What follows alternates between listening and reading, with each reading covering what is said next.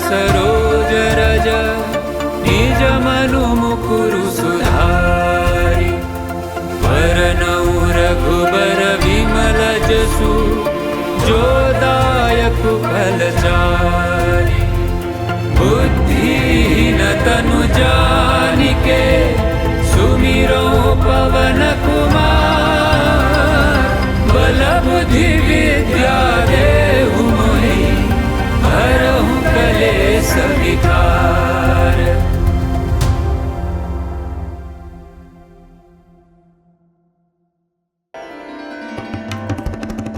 जो रघुबीर होते सुधि पाई करते नहीं विलम्ब रघुराई। राम बान रवि हुए जानकी तब बरूथ कहाँ जातु धान की। अब ही मातु मैं जाऊं लवाई प्रभु आय सुनहि राम दुहाई। कछुक दिवस जननी धरु धीरा कपिन्ह सहित अइहहि रघुबीरा। निशिचर मारि तोहि लय जयहि तिहु पुर नारदादि जसु गयहि। है सुत कपि सब तुम ही समाना जातु धान अति भट बलवाना। मोरे हृदय परम संदेहा सुनि कपि प्रगट कीन्हि निज देहा। कनक भूधरा कार शरीरा समर भयंकर अति बलबीरा। सीता मन भरोस तब भयउ पुनि लघु रूप पवन सुत लयउ। सुनु माता साखा मृग नहीं बल बुद्धि विशाल। प्रभु प्रताप ते गरुड़हि खाई परम लघु ब्याल। श्री रामचंद्र जी को यदि सूचना मिल गई होती तो इतना विलंब नहीं होता। हे मां जानकी, राम बाण रूपी सूर्य के उदित होने के पश्चात दानव सेना रूपी अंधकार क्या भला रह सकता है। मां, प्रभु ने मुझे ऐसी आज्ञा नहीं दी है, अन्यथा श्री राम जी की शपथ मैं अभी ही आपको यहां से लेकर जा सकता हूं। कुछ दिन और धीरज रख लीजिए माते। श्री रामचंद्र जी वानरों समेत यहां आएंगे और निशाचरों का संहार करके आपको ले जाएंगे। नारद जी सहित सभी ऋषिगण तीनों लोकों में आपका यशगान करेंगे।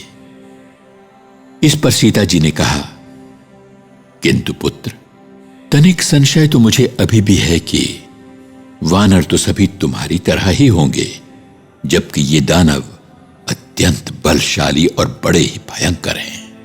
ये सुनकर कपिराज ने अपना वास्तविक रूप दिखाया। स्वर्ण के पर्वत के समान विशाल देह एवं वे इतने बलवान योद्धा के समान दिखाई दे रहे थे कि उन्हें देखकर युद्ध में शत्रु को पसीना ही आ जाए। तब सीता जी आश्वस्त हो गई। हनुमान जी ने पुनः छोटा रूप धारण कर लिया। हे माता, सुनिए, हम वृक्ष की शाखाओं पर मृग समान विचरण करने वालों में बल बुद्धि इत्यादि अधिक नहीं होती, किंतु प्रभु की कृपा हो तो एक छोटा सा सर्प गरुड़ समान विशाल किसी पक्षी को भी खा जाए। मन संतोष सुनत कपिपानी भगति प्रताप तेज बलसानी। आशीष दीन्हि राम प्रिय जाना होहु तात बलशील निधाना। अजर अमर गुण निधि सुत होहु करहु बहुत रघुनायक छोहु। करहु कृपा प्रभु अस सुनि काना। निर्भर प्रेम मगन हनुमाना।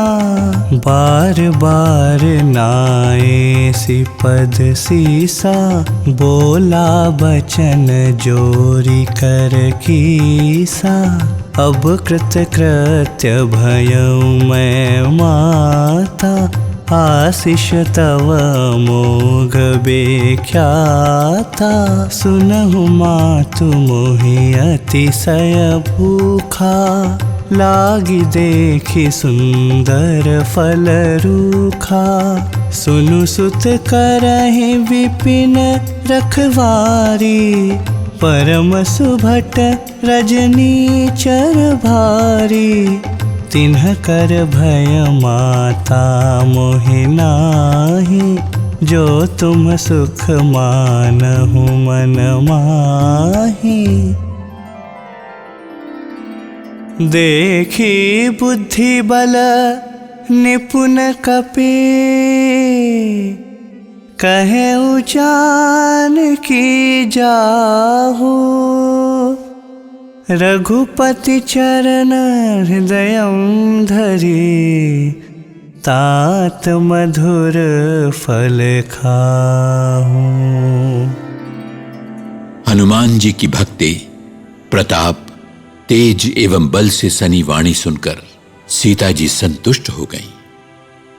उन्हें श्री राम जी का प्रिय जानकर उन्होंने आशीर्वाद देते हुए कहा, पुत्र, तुम बल और शील निधान हो। तुम अजर अमर एवं समस्त गुणों का भंडार हो। प्रभु श्री राम तुम पर ऐसी कृपा करें। प्रभु कृपा करें, ऐसा सुनते ही हनुमान जी प्रेम में मग्न हो गए।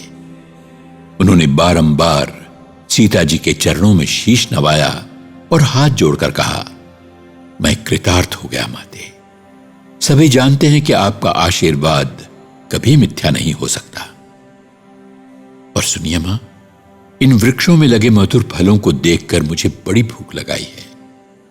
सीता जी ने कहा, पुत्र, जानते भी हो कितने भयंकर एवं बलशाली दानव योद्धा इनकी रखवाली करते हैं।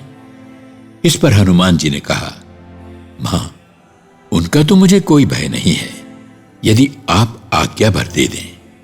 सीता जी ने बल बुद्धि में कपिराज को निपुण देखकर कहा, जाओ पुत्र, श्री रघुनाथ जी के चरण कमलों का स्मरण कर मीठे फल खाओ। चले उनाई सिरु पैठे बागा, फल खाए सितरु तोरे लागा। रहे तहा बहु भट रखवारे, कछु मारे सि कछु जाय पुकारे। नाथ एक आवा कपि भारी, तेहि अशोक बाटिका उजारी। खाए सि फल अरु बिटप उपारे, रक्षक मर्दि मर्दि महि डारे। सुनि रावण पठए भट नाना, तिन्हि देखी गर्जेउ हनुमाना। सब रजनीचर कपि संघारे, गए पुकारत कछु अधमारे। पुनि पठयउ तेहि अच्छ कुमारा, चला संग ले सुभट पारा। आवत देखि बिटप गहि तलजा, ताहि निपाति महाधुनि गर्जा। कछु मारे सि कछु मलते सि, कछु मिलिए सि धरि धूरी। कछु पुनि जाय पुकारे, प्रभु मरकट बल भूरी। सीता जी को प्रणाम कर हनुमान जी जाकर उद्यान में प्रविष्ट हुए। वे फल खाकर वृक्षों को उखाड़ उखाड़ कर फेंकने लगे। बहुत सारे योद्धा जो उद्यान की रखवाली कर रहे थे कपिराज ने यमलोक पहुंचा दिए। कुछ जो भाग खड़े हुए उन्होंने जाकर रावण से गुहार लगाई, हे नाथ, कहीं से एक बड़ा भयंकर वानर आ गया है। उसने पूरी अशोक वाटिका उजाड़ दी है, फल खाकर वृक्षों को उखाड़ डाला और रक्षकों को भी मसल कर फेंक दिया। यह सुनकर रावण ने हर प्रकार के सैनिक योद्धा वहां भेजे। उन्हें देखकर हनुमान जी गरज उठे। कपिराज ने उन सभी राक्षसों का वध कर दिया जो अधमरे रह गए थे, चिल्लाते हुए वहां से भाग खड़े हुए। तब रावण ने पुनः इस बार अपने पुत्र अक्षय कुमार को भेजा। वो अपने साथ असंख्य श्रेष्ठ योद्धाओं को लेकर वहां गया। उसे आते देख हनुमान जी ने एक वृक्ष हाथ में लेकर ललकारा और उसका वध करने के पश्चात अत्यंत तीव्र गर्जना की। दानवों की उस सेना में कपि ने कुछ को मारा और कुछ को उन्होंने मसल डाला, कुछ को तो पकड़कर धूल में मिला दिया। बाकी जो बच गए उन्होंने पुनः जाकर गुहार लगाई और कहा, हे नाथ, वो भयानक वानर तो बहुत ही बलवान है।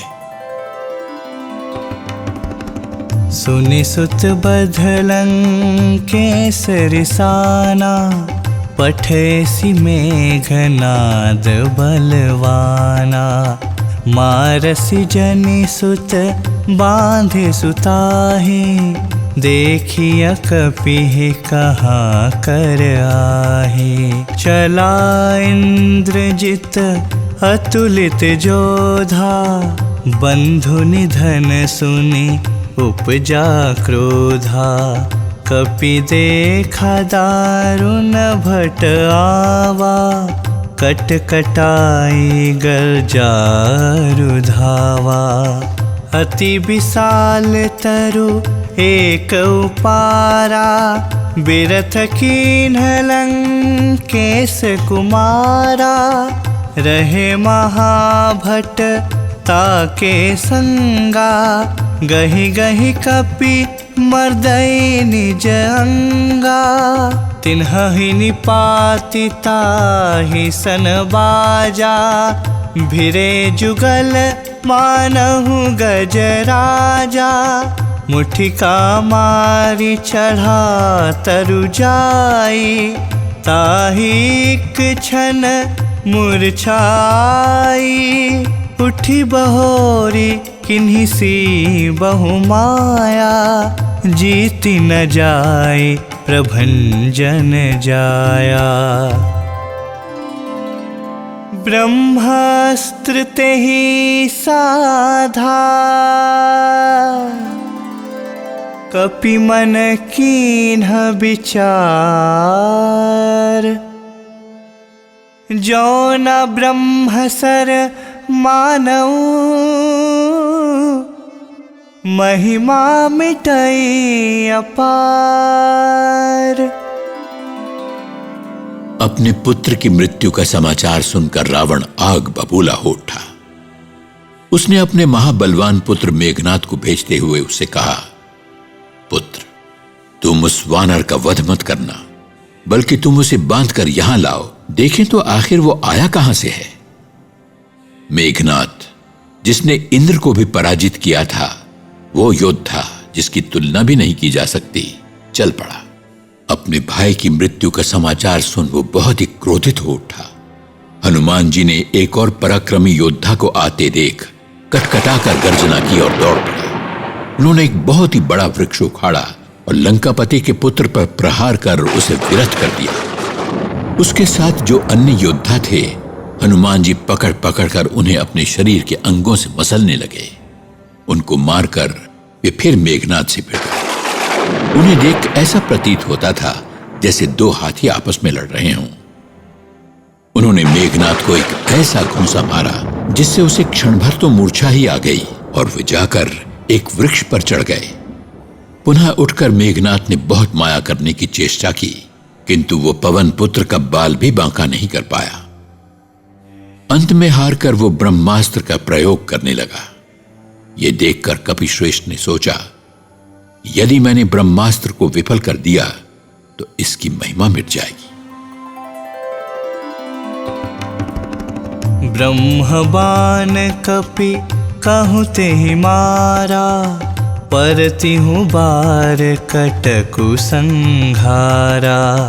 तेहि देखा कपि मूर्छित भयऊँ, नाग पास बांधे सिले गयऊँ। जासु नाम जपि सुनहु भवानी, भवबंधन काटहि नर ज्ञानी।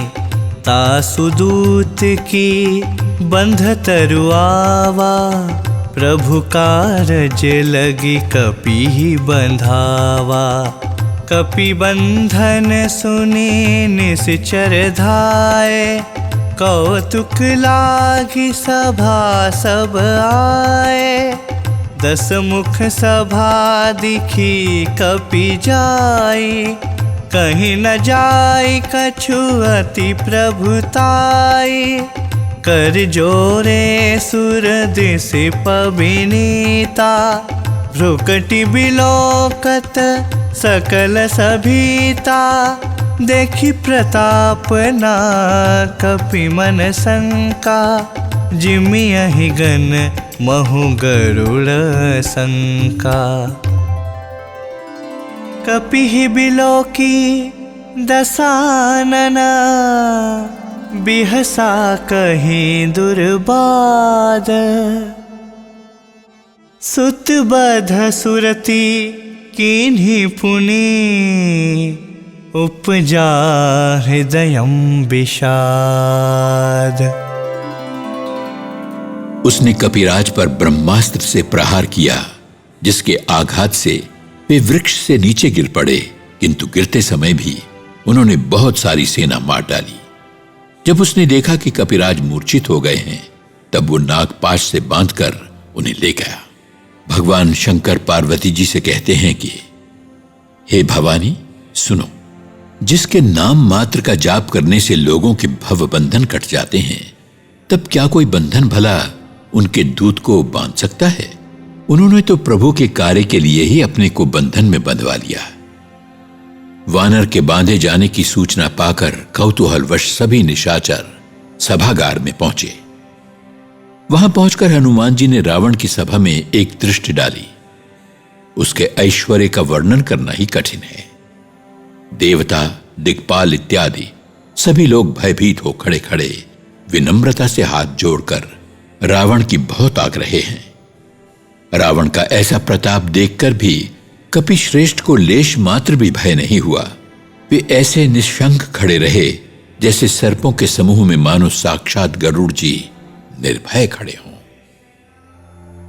कपि श्रेष्ठ को देखकर रावण अपशब्द कहते हुए खूब हंसा, किंतु पुत्र के निधन का स्मरण आते ही पुनः शोक संतप्त हो गया। श्री गुरु चरण सरोज रज, निज मनु मुकुरु सुधारि। वरनउ रघुबर विमल जसु, जो दायक फलचारि। बुद्धिहीन तनु जानिके, सुमिरो पवन